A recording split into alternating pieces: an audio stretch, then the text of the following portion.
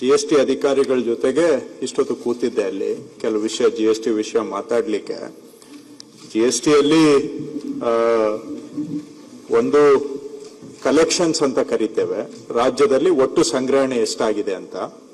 But ಸಂಗ್ರಹಣೆ ಆಗಿದ್ದೆಲ್ಲ ನಮ್ಗೆ ಉಳ್ಕೊಳ್ಳೋದಿಲ್ಲ.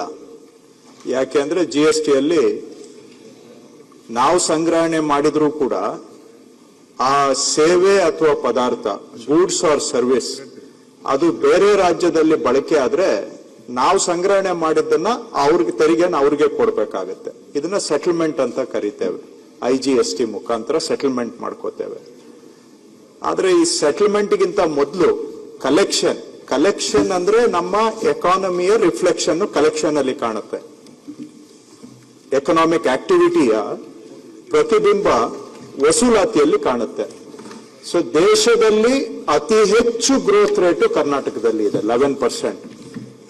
ಮಹಾರಾಷ್ಟ್ರಗಿಂತ ಜಾಸ್ತಿ, ಗುಜರಾತ್ಗಿಂತ ಜಾಸ್ತಿ. GST ಕಲೆಕ್ಷನ್ ಅಲ್ಲಿ ಹೈಯೆಸ್ಟ್ ಗ್ರೋತ್ ರೇಟ್ ಕರ್ನಾಟಕದಲ್ಲಿ ಇದೆ, 11% ಹೈಯೆಸ್ಟ್ ಗ್ರೋತ್ ರೇಟ್. ಒಂದು ತಮ್ಮ ಮಾಹಿತಿಗೆ. ಎರಡನೇದು ಕೂಡ ತಮ್ಗೆ ಹೇಳುವಂತಹದ್ದು, ಪರ್ ಕ್ಯಾಪಿಟಾ ಇನ್ಕಮ್ ದೇಶದಲ್ಲಿ ತಲೆ ಆದಾಯ ತಗೊಂಡ್ರೆ ತಲೆ ಆದಾಯದಲ್ಲಿ ಕರ್ನಾಟಕ ಇವತ್ತು ನಂಬರ್ 1 ಸ್ಥಾನದಲ್ಲಿ ಇದೆ ದೇಶದಲ್ಲಿ ಪರ್ ಕ್ಯಾಪಿಟಾ ಇನ್ಕಮ್ ಅಲ್ಲಿ. ಎಲ್ಲರಿಗೂ ಆದಾಯ ಬರ್ತಾ ಇದೆ ಅಂತ ಹೇಳೋದಿಲ್ಲ, ಬಟ್ ಆವರೇಜ್ ನೋಡಿದಾಗ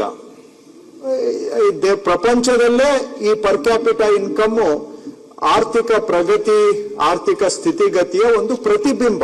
ಪರ್ಫೆಕ್ಟ್ ಅಂತ ಹೇಳ್ತಾ ಇಲ್ಲ.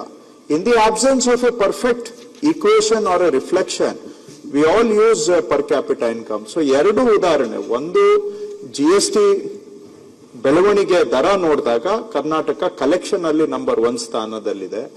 ಎರಡನೇದು ಪರ್ ಕ್ಯಾಪಿಟಾ ಇನ್ಕಮ್ ನೋಡಿದಾಗ್ಲೂ ಇದೆ. ಆದ್ರೆ ತಾವು ಹೇಳ್ತಾ ಇದ್ದೀರಾ ಭವಿಷ್ಯದಲ್ಲಿ ಇದರ ಏನಾಗ್ಬೋದು ಅನ್ನೋದನ್ನ ವಿಚಾರ ಮಾಡಿ ಅಂತ. ಖಂಡಿತ ಇದ್ರ ಬಗ್ಗೆ ಇದೆ, ಬಟ್ ಕರ್ನಾಟಕ ಎಕಾನಮಿ ಚೆನ್ನಾಗಿ ನಡೀತಾ ಇದೆ.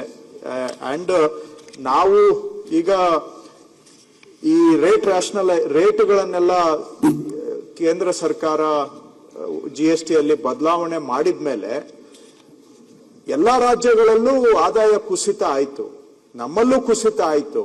ಆದ್ರೆ ಅದರಲ್ಲೂ ಕೂಡ Karnataka performed better than other states despite a shock.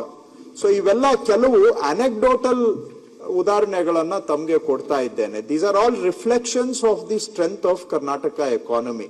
So ನಮ್ದು ಎಕಾನಮಿ ಬೇರೆ ರಾಜ್ಯಗಳಿಗಿಂತ ಚೆನ್ನಾಗಿದೆ ಅನ್ನೋದಕ್ಕೆ.